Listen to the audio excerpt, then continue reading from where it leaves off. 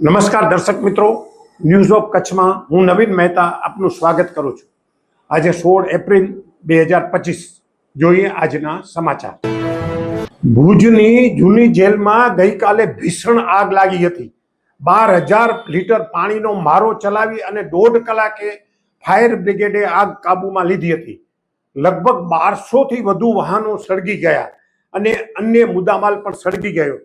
આજે પોલીસ વિભાગે પત્રકાર પરિષદમાં માહિતી આપી। ગઈકાલે ભુજની જૂની જેલમાં ભીષણ આગ લાગી હતી, જેમાં લગભગ અંદાજે 400 થી વધુ વાહનો બળીને ભસ્મ થઈ ગયા હતા। શહેરના સરપટ નાકા પાસે જૂની જેલમાં પોલીસે જપ્ત કરેલા વાહનો સહિત મુદ્દામાલમાં ગત બપોરે ધોમધખતા તાપ વચ્ચે અચાનક ભીષણ આગ ભભૂકી ઉઠતા પોલીસ સહિત આસપાસના લોકોમાં દોડધામ મચી ગઈ હતી। અંદાજે 1500 જેટલા વાહનો પૈકી 70% જેટલા વાહનો સળગીને ખાખ થતા લાખોના વાહનો ભસ્મીભૂત થયા હતા। આ ભીષણ આગના કાળા ધુમાડા દૂર દૂર સુધી દેખાયા હતા। ઘટના સ્થળે અનેક લોકો ધસી આવતા લોકજોણું વચ્ચે ટ્રાફિક જામ થયો હતો। પોલીસે લોકોને દૂર ખસેડવા અને આગ ઉપર કાબુ મેળવવાની કામગીરી કરી હતી। ભુજ ફાયર બ્રિગેડના સાધનોએ જણાવ્યું હતું કે ફાયર ટીમની 20 માણસોની જહેમત બાદ 1.5 કલાક આ આગ બુઝાવતા લાગ્યા હતા અને 12,000 લીટર પાણીનો મારો ચલાવીને આગ બુઝાવી હતી।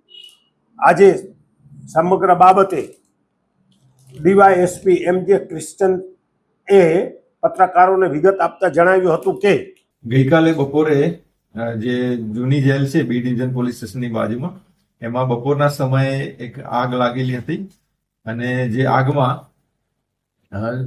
પોલીસ દ્વારા જે 2 વ્હીલર્સ, 3 વ્હીલર્સ, રિક્ષાઓ, 4 વ્હીલર્સ, જુદા જુદા વાહનો ડિટેન કરવામાં આવ્યા હોય, પછી 41(1D) મુજબ કોઈ શંકાસ્પદ મુદ્દામાલ કબજે કરવામાં આવ્યો હોય અને એવા એલ્યુમિનિયમના વાયરો કે પછી કોપરના કેબલ છે, પછી લોખંડનો સ્ક્રેપ છે, એટલે ઘણો બધો મુદ્દામાલ એ આગમાં ગઈકાલે બળી ગયેલો છે અને એમાં લગભગ મોટે ભાગે બધા 2 વ્હીલર્સ હતા।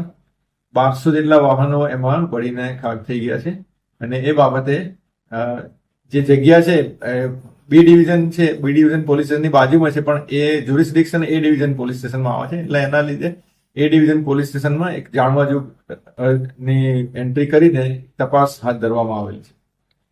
સાહેબ, કેટલા રૂપિયાનું નુકસાન થયું છે અને એફએસએલ ને કઈ રીતે તપાસ કરશે? હા, રૂપિયાનું નુકસાન આમાં નક્કી કરવું મુશ્કેલ છે, કારણ કે સ્ક્રેપ અને જે જૂના વાહનો છે જે ડિટેન કરેલા હોય, એટલે જનરલી પ્રોસિજર એવી હોય છે કે જયારે વાહનોની હરાજી કરવામાં આવે ને ત્યારે એની ઓફસેટ કિંમત નક્કી કરવામાં આવતી હોય છે, એટલે એ પ્રોસિજર કરવાની બાકી હતી।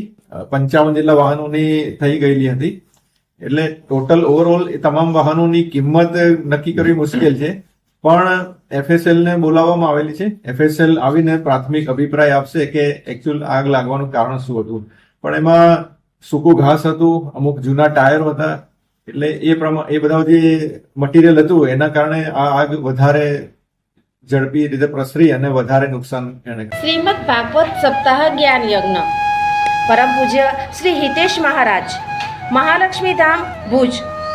કથા પ્રારંભ ચૈત્રવદ સાતમ તારીખ 20/4/25, રવિવારથી ચૈત્રવદ 13/14 તારીખ 26/4/25, શનિવાર સમય 8:30 થી 11:30 અને બપોરે 3:30 થી 6:30 રહેશે। નારાયણ યજ્ઞ 27/4/2025। સર્વે ભાવિક ભક્તોને કથા શ્રવણમાં લાભ લેવા નિમંત્રણ।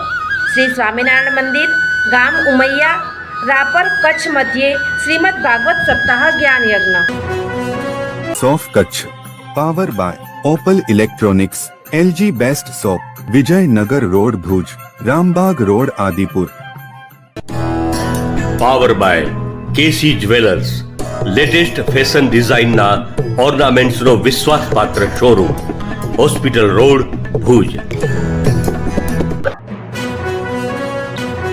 દર્શક મિત્રો, આ હતા આજના સમાચાર।